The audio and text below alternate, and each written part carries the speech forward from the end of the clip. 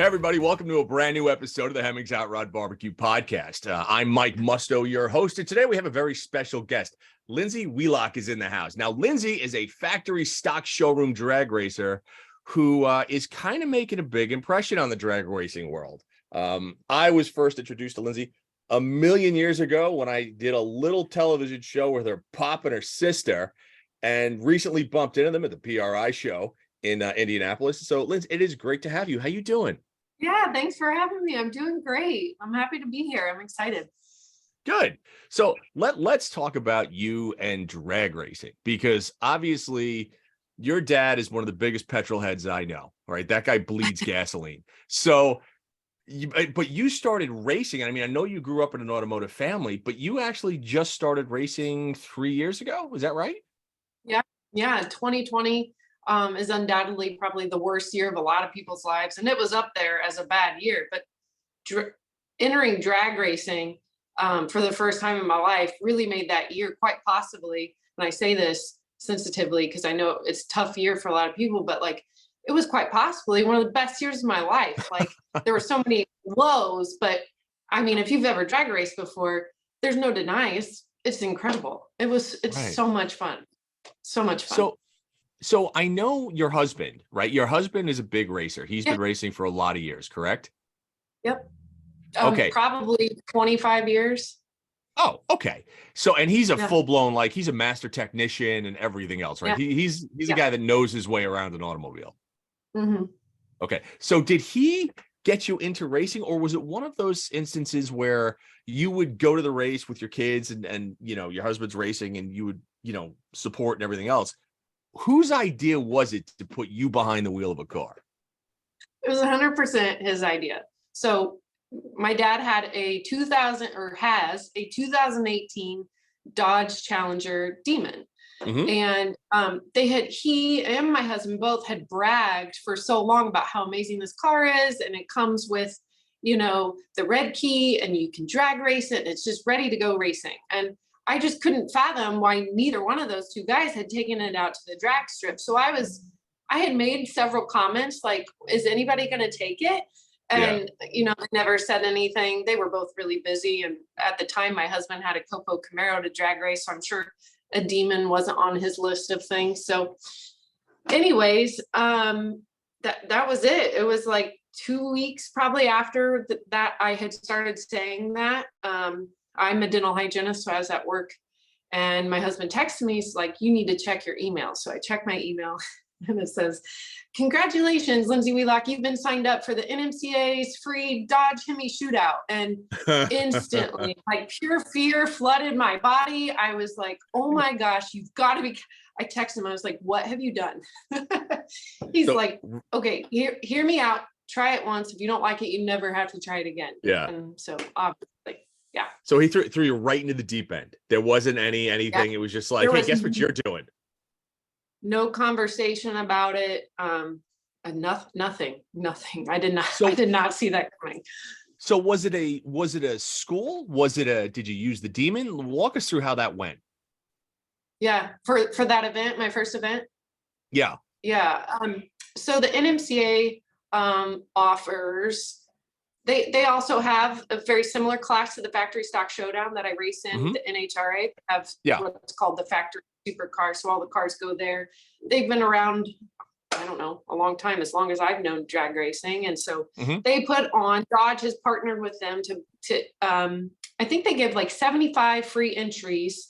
It's first come, first serve for each event that they have the Dodge HEMI Shootout at. So it's just really cool setup and marketing by Dodge to offer a safe environment to try out your vehicle, your Dodge Challenger, if it may, or a Demon or whatever, in a safe environment rather than on the streets. So it was, my husband just saw that as like in his mind, it was like no pressure, right? And there's a lot of rookies in there that like myself, I assume, I hope I wasn't the only total novice, but no, not at all. In fact, I think it's a great thing that they do. In fact, you know, in 2018, I went out and bought a Demon as well.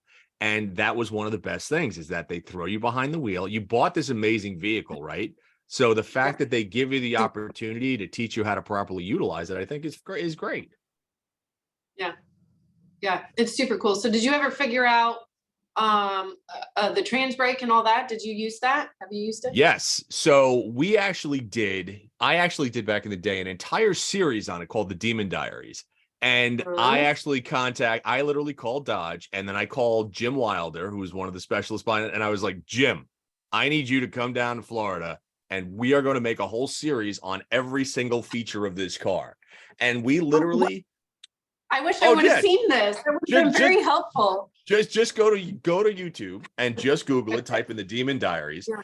And we did it under the House of Muscle, a show that I used to do. And we literally went through every single aspect of that vehicle, from unboxing of the crate to literally how you use the trans brake, how the chiller works, how everything. And I mean, I was super fortunate because I was instructed by the gentleman who actually designed the systems. That's a big deal. And it's cool because it's a very intimidating system. But once you get used to it, it's like piece of cake. Yeah. Yeah. Yeah. So, okay. Well, so you go to the school. What was it like? Tell me about your first run. What was that like? Was it what you were expecting? Was it intimidating? Walk us through that. It was it was terrifying. And it wasn't a school, it was an event. It was like an actual race. It's the real deal. And so I line up and heart's racing, thinking I'm gonna either die or pass out, and light turns yellow, I go. And then I get to the end and I'm shaking and I'm like, oh my God, did I close my eyes? Because I didn't see anything. And so I got back to the pits and I asked my husband, I'm like, hey, that was incredibly terrifying, but also so much fun. Is it possible that I closed my eyes the whole time? And he was like, no, there's something to that. And so fast forward, I ended up going to, when you talk about schools, I went to Frank Hawley's drag racing school. Mm-hmm. And I was technically blind that entire 11 seconds, which I can explain more. But basically, like in a nutshell, what I learned, he does Frank Hawley's incredible. He does this whole section on just like the neurons in your brain, and it's a whole lecture. A lot of it's lecture and not as much actual driving. So what I learned was your eyes can only look in a certain direction, and every time your eyes shift positions, you're actually blind, but we don't notice it because it's incredible. It just happens so quickly. But when you're in an instance like in a drag car and you're not trained, my eyes were moving at such a rapid rate because I didn't have a focal point that I was actually they were everywhere, and I was blind and I saw total darkness, but I went straight. So it's okay. Well, that's a bonus. Okay. And let me tell you though, when I found that out, I was like, oh my gosh, like everyone should probably go to that school first, because that sounds incredibly dangerous. Isn't it amazing when you get a taste of something like that? And I think that when you get behind the wheel of like the big, the big horsepower Challengers or something like a Copa or any drag car for that matter, right? When you talk to an expert about how they race and what their, how they would to instruct you based on their experience, it's always astonishing to me. Because it is just like you said, in your case, your eyes were closed, but in this case, it opens your eyes to like, oh my God, there's so much I need to learn before I can actually do this consistently. Yeah, absolutely. I agree. It's wild. So, okay. So you do that. You go to your first event. Now did you know you were going to be hooked on it? Like, were you like, all right, I need to do this again? Was it like fully adrenaline, was the adrenaline driving you, or did you think, you know what, I could actually be good at this? Oh, I never thought I'd be good at it. Not once. I just thought I don't ever want to quit. Like, it was the best feeling. Like you said, I grew up in an automotive family. Like, my dad had dealerships and power sports stuff, dealership, grew up around jet skis, four-wheelers, snowmobiles, dirt bikes, all of it. So that same feeling I got as a kid came back to me when I was 30 at the time. And so it was just, I guess I ignorantly thought that once you get married, have kids, like that's it for you. Like that, I never thought past that. And so drag racing just made me realize you could do it. Yeah. Yeah. That I know. I think really thought that. no. Okay. So this I always find interesting because I know for me, like I changed careers in my mid-30s and everybody's like, you can't do that. Like I went from working Yeah. down in Lower Manhattan into literally playing Yeah. with cars for a living. And everybody goes, you can't do it. I go, why can't you do it? And I think that that's a wonderful point where I think so many people get kind of, they have this idea that they can't change or they can't do something new. And that's all horseshit. You could do whatever you want, whenever you want to do it. But not many people say that. And actually talking to you at PRI, and I mean, I knew you, right? And I thought I knew you, but I didn't know your story. So I didn't know that you were in your 30s and that you decided just on a whim, you're like, yeah, I want this to be my life.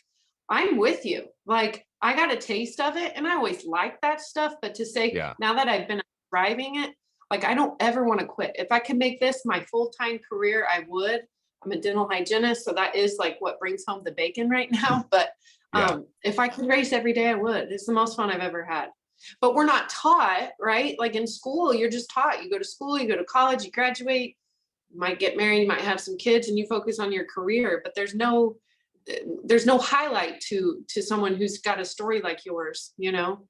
And my story is unusual. It seems like most women in the automotive industry either start when they're young and that's kind of it maybe, or they start in their 20s before they have family and Yeah. kids. So I felt a little alone in that, but since with social media I realized I'm definitely not. There's a lot of moms out there, so it's cool. Oh yeah, and I think it's tremendous. I think the fact that one that you that your husband kind of pushed you into this and that you're doing it together and that your kids were involved, I think that's an amazing thing, because I think so often that families don't get involved or that one spouse won't push the other Yeah. to kind of follow something that they feel passionate about. So I think it's just an amazing story. I think it's fantastic. And I have no doubt that people who follow you, you're probably getting inundated with questions by people coming up to you going, how do I do this? How do I get into this? Blah, blah, blah, blah. Because it is a very much a role model story where I'm sure both men and women and kids are going to come up to you and be like, all right, how do I be you? How do I do what you do? And I just think that's fantastic. I think it's amazing. Aww. You know? I have got that question a lot of how do I get started for both men and women? Yeah. And I always wonder if maybe other drag racers would discourage me from saying this, but I don't think it's that hard. Like literally first I'd say before you invest in a street car, right? Or a sports car from a dealership or whatever, like take whatever you've got to the track, right? And try it. Absolutely. Because if you don't like Sure. the staging process and waiting around in the pits, like drag racing, a lot of it's just sit and wait. And then you get the best 10 seconds of your life or whatever. And then you wait maybe until the next day before you even get to go again. So it's just, is that 10 seconds of fun worth waiting around all day for, you know? So if you don't like it in a minivan, you're probably not going to like it in a really cool car either, but you'd be crazy if you didn't. so that's a great point that you just said, where, and I think a lot of people don't realize this, that at most tracks around the United States, they were tested 2 nights. So for instance, I'm up in Northern California. We have Sonoma Raceway, which is 35 minutes from me. You can go up there and you could literally you could run a minivan, you could run a station, you could run anything that it could be a 27-second quarter-mile car. You can run it. It doesn't matter. Right. And I think just to do that, to experience that, and it's when and not having the experience, but getting the opportunity to do that, I just don't think that many people know about that. Yeah. You know? Yeah. I didn't know. I think most people think, oh, you got to know what you're doing to do that. And while it does help, a lot of the track officials are really kind and happy to see you there because, as you know, a lot of tracks are in an awkward position of possibly losing right the rights to their property and going out of business. So they're happy to see a minivan there. They're happy to see a race car there. They don't care. Yeah. I would assume, right, for all the tracks that I've been to, most people have been really kind. And I would think, first of all, people love to be approached for help. Like if you ask someone for advice, people, I think, like to give their opinion. So if they want to, whether or not their opinion is correct on how to stage a car, it's better than not knowing anything, you know? So I'd say show up whether you have a crew or not and give it a shot. Right. Okay. So let me ask you this. Okay. So you do your first event, you come out of that, your adrenaline's bumping. You're like, okay, I really kind of like this. I have no doubt that your family looked at you and was like, ah, shit, she's probably hooked now, right? So because I know that feeling because I've been down that road many times. Yeah. What happened next? What was the next step? What was the next evolution in you going farther? So in my brain, I thought, I don't want to quit. I hope my dad lets me use his Demon because he never used it. I'm like, I hope he lets me race this forever and ever. So I called my dad and I called my husband, I don't remember if it was like a conference call or whatever, but I'm like, hey guys, I just had so much fun. Do you think I could keep doing this? You know my dad, right? So my dad's like, bigger the better. He's like, oh yeah, your dad's yeah, probably just had exploded when you said that. It was a mistake. At the time, I thought it was a big mistake. I could see him He's just like, sitting back and starting to cry. And well, he acted totally cool about it. But yeah, he's like, well, I've got another Copo Camaro, a rolling chassis that we're going to build. So we'll just put you in that and you'll be in the factory stock Showdown. And I'm like, holy shit, like, pardon my language. I'm like, oh my God, I can't race in the NHRA. I just meant like at the local track. Like, I'm not trying to. So this all transpired in like 2 months. He's like, you've got to sign up for Frank Hawley's drag racing school because you've got to earn your license. Yeah, your license. So it was one thing after another. And it was not even 6 months later, I was in that car that he was talking about building and just winging it. So, all right. So now you got your husband in your corner, your dad's in your corner, your whole family's in your corner. And you went from, basically driving, you went down the track at basically a factory stock car. And now all of a sudden you're behind the wheel of a Copo, right? And there is a technique, Copos. This is not, you just put it in drive and go, right? You're talking about a ratchet shifter. You've got a trans brake, you've got a ratchet shifter. There's a ton involved in drag racing. I think most people just think you pull up, the light turns green, you put your foot down. No, that's not the way it is. So walk me through a little bit of that process and learning the particulars of actually driving the car and that's like, because I don't think many people understand that. Yeah. Again, the drag racing school was key. But what I've noticed was he set us up to go in increments. So I'm probably wrong on these increments, but on our first pass, right, and the race car, we would go like 300 feet and we had to let out.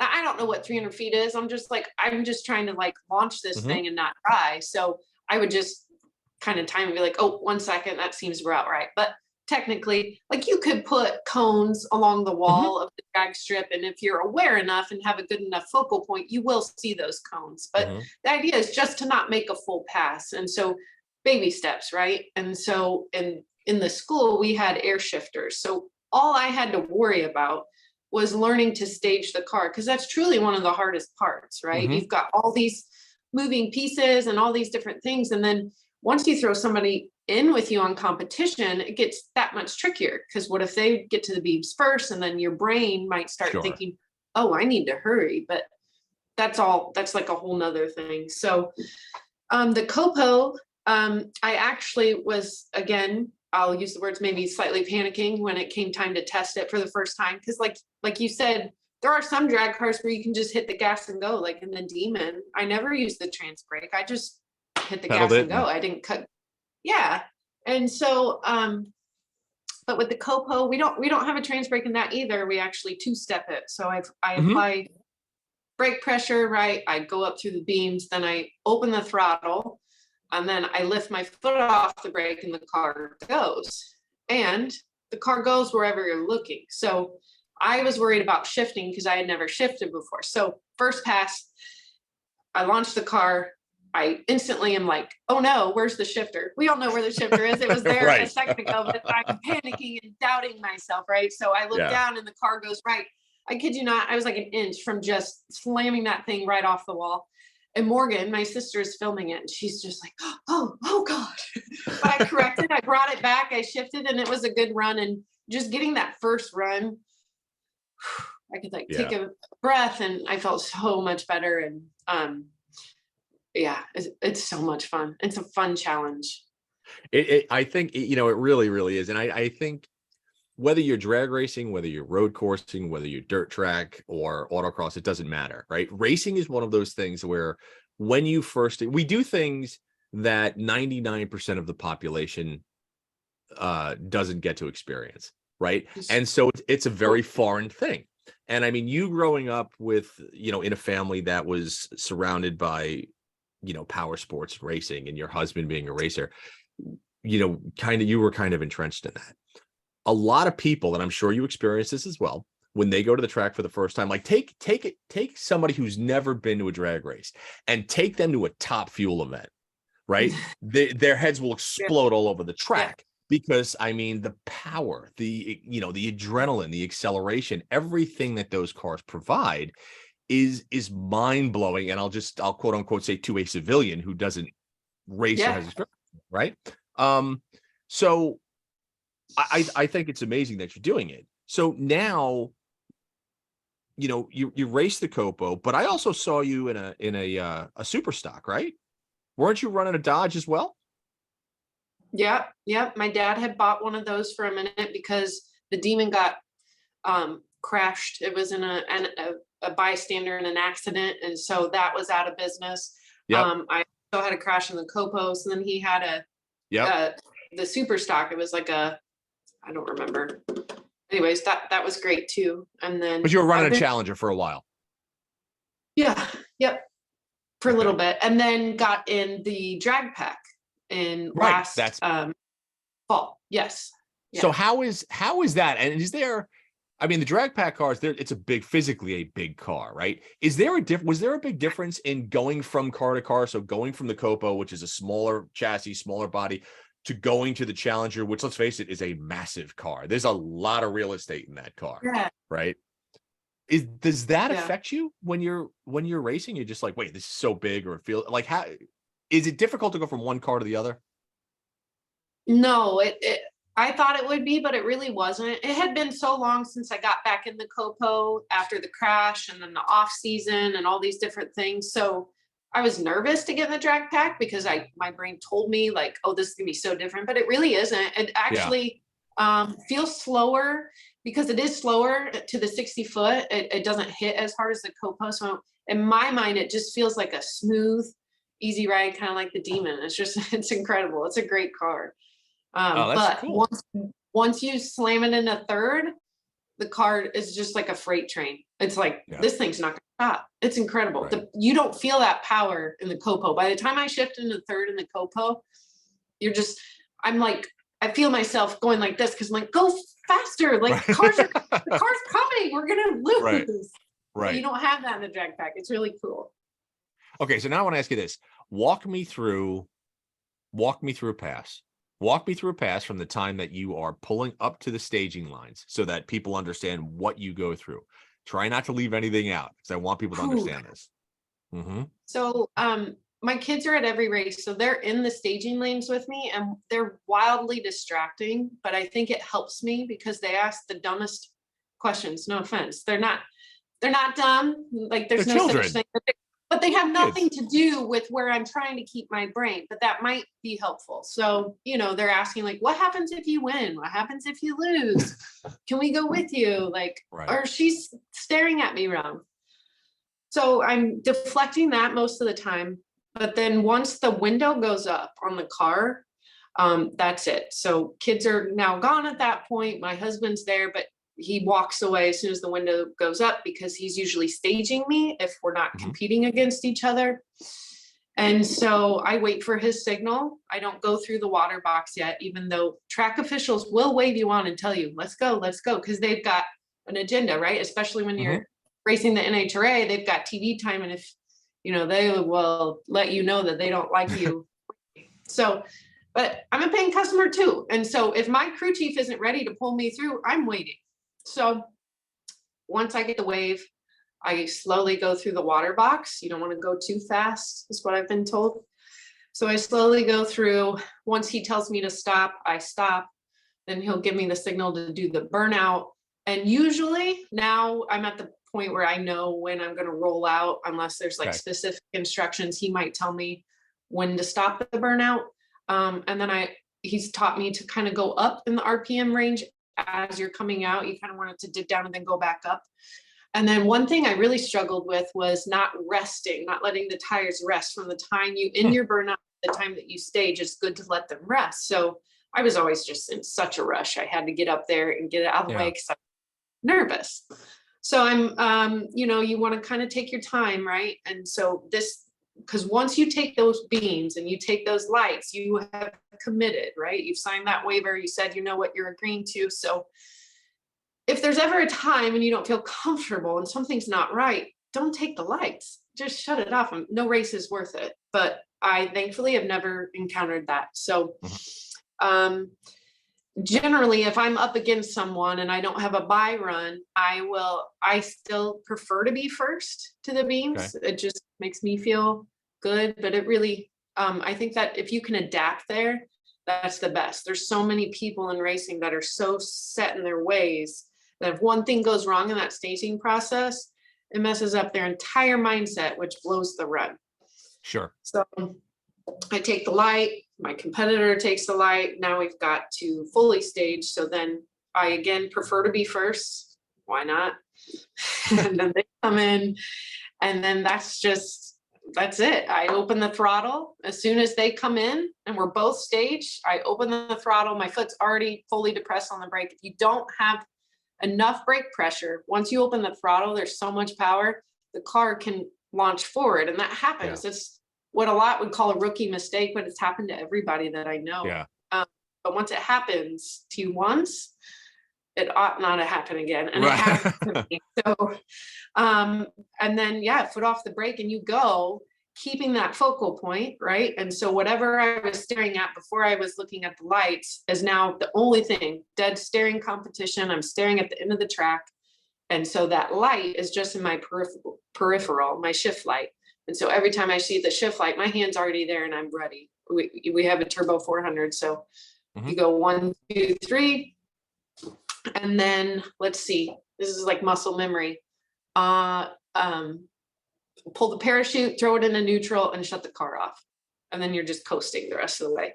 But you have to pull the parachute under power or it can get the car sideways. Shutting off the car is like equally as important, but I don't think enough people talk about that. Like running these cars in the quarter mile do so much damage so quickly to the engines and it's so hard. So it's important to shut it off as soon as you can. So, and all this that you just explained, right? From the time that you're pulling up, you do your burnout, you roll in, you're talking a minute. And then once you hit that gas pedal, yeah, eight seconds, 7 seconds, right? 790. So, I mean, that's booking. Like, I don't think people understand how fast that is, right? You have a lot of people on and this always cracks me up. You have a lot of people on the internet be like, wow, that car only runs 12 seconds. It's not fast. Or that car only runs 10 seconds. It's like, have you tried it? Count. That's the whole thing. People have no concept, like no true concept of how fast 7 seconds is or 8 seconds is in the quarter mile. It's like getting shot out of a gun. Yeah, it's crazy. It's crazy. The more you do it, I will say it does feel slow to me and I'm like ready to move up. But when I first passed in the Demon was like 11 and a half seconds, it felt lightning fast to me. And now I laugh because I'm like, oh my gosh, like pull it together. That would be nothing now. Right. But it is like that's fast. Oh yeah. And I mean, it's interesting because we talk about this every now and then where street cars have gotten so fast. Right. Like if you jump into like a Tesla model, like a Plaid or something like that, these things will bang out a quarter mile in 9.6 at like 147, 148 miles an hour. It's lightning quick. And this is a car that anybody could just go and buy if you have the means to do it. Right. And so from when I was a kid, I know when your pop was a kid, if you had a car that ran 12 seconds, you were rolling. That was serious speed. Yeah. And now it's like, well, I can go buy a Kia that'll run like 11.7. Yep. Like, it's crazy. It is. It's wild. And so to that, I'd be like, now is the time. Like, if you want to try it, bring whatever you've got. You might be really impressed. Like anything will do. Be okay with breaking something, because that's a really good possibility. But it's fun. So that brings up another point. Let's talk a little bit. You don't have to get too into the weeds. But talk a little bit about cost, because drag racing, any racing, once you get that bug, and once you're like, you know what, I want to keep doing this, that wallet opens up and the money just falls out. And I've been a victim of this for the last 30 years. So talk a little bit about that.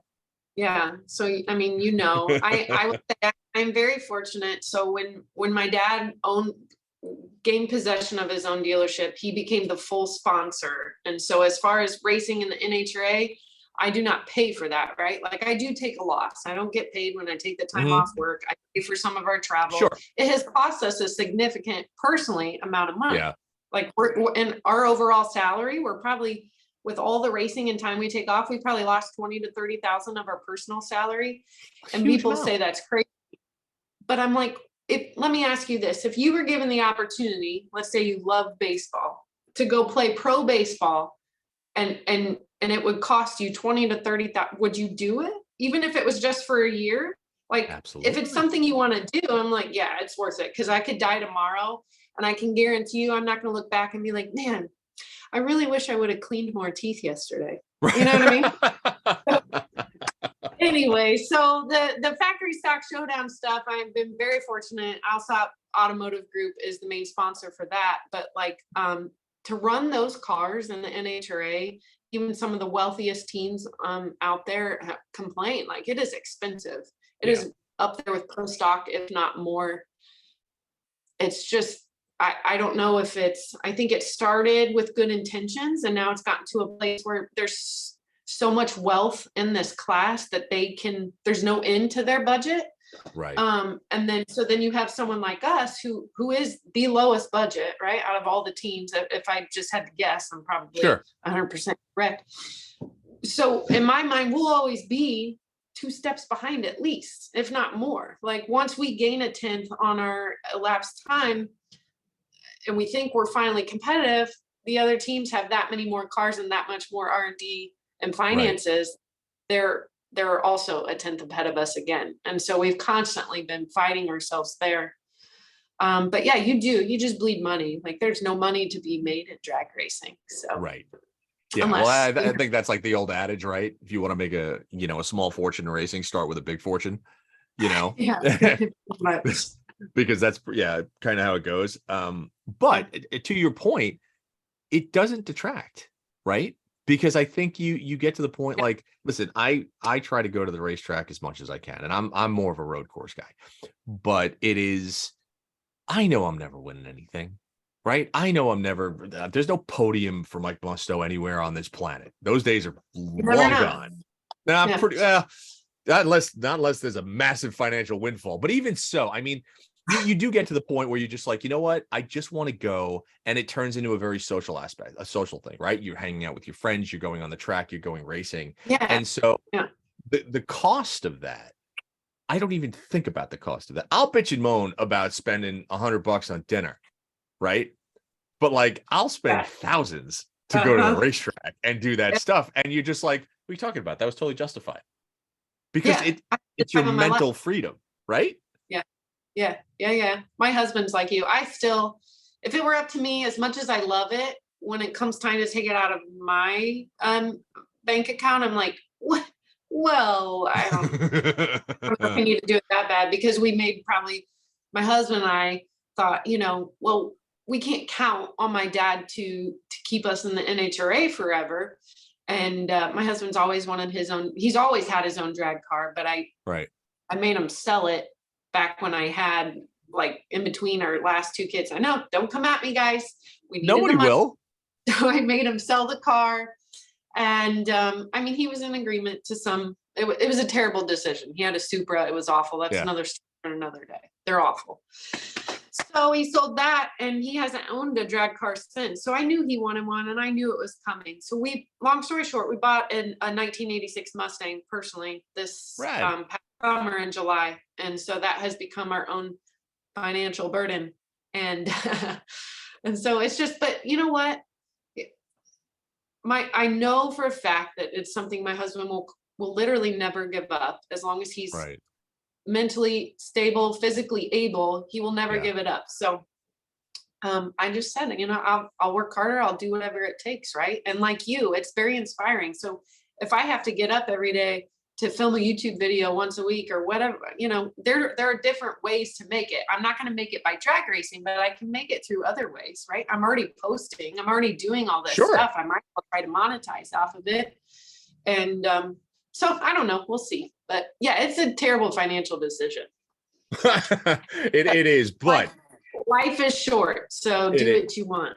There's no question. So let me ask you, where can people, if there are companies out there, because I know every racer on the planet is always looking for sponsorship, and I'm sure you are no different, right? Yeah. If somebody wants to sponsor you, if they want to follow your racing, if they want to, it's anything that Lindsay Wheelock is doing behind the wheel, where do they go? Where can they see you? So I have a website, lindsaywheelock.com. And then Lindsay Wheelock, it's Lindsay_Wheelock on Instagram and TikTok. And just my name again on Facebook. So I try to be all over everything and just keep it simple. It's just my name. Okay, that's easy enough. All right. Yeah. And then what's coming up for you for 2023? So our first race will be NMCA in Orlando, Florida, where I will be, as of right now, driving the 86 Mustang for the first time in a class called Extreme Street. Okay. And this car is like way faster than anything I've been in. And so that's saying something. I'm, again, nervous all over again, but I don't want to get comfortable because I've already been there before and it's boring. So I got to just keep pushing and, I'm excited. Good. Well, listen, we wish you the best. Lindsay, thank you so much for coming on the show. We definitely got to have you back. I'm going to say maybe midsummer to check in to see how everything's going. I want to know how the Mustang is. I'll have a lot of stories, sure. Yeah, definitely looking forward to it. And listen, if anybody else is looking for drag racing advice, I'm sure, Lindsay, I'm sure you're kind of like me in the sense that you probably talk too much like I always do when people ask me questions. I'm an open book. Yeah. Ask questions, people. Post them in the comments. If you see this on YouTube, if you're listening to it on any of our podcast channels, hit us up. If you can't get in touch with Lindsay, ask me the question. I'll ask her the question and get you the answer. How's that sound? That sounds great. I'll answer whatever people want to know. All right, perfect. Well, thanks again for coming on. And everybody, thanks for listening to the Hot Rod Barbecue Podcast. Thanks for having me. Thanks for listening, folks. And again, please subscribe to the Hot Rod Barbecue Podcast. If you're on Spotify, check us out there. Subscribe to it on iTunes. And if you are going to go to YouTube, make sure you go to the Hot Rod Barbecue Podcast and hit that subscribe button. And we'll come to you every week.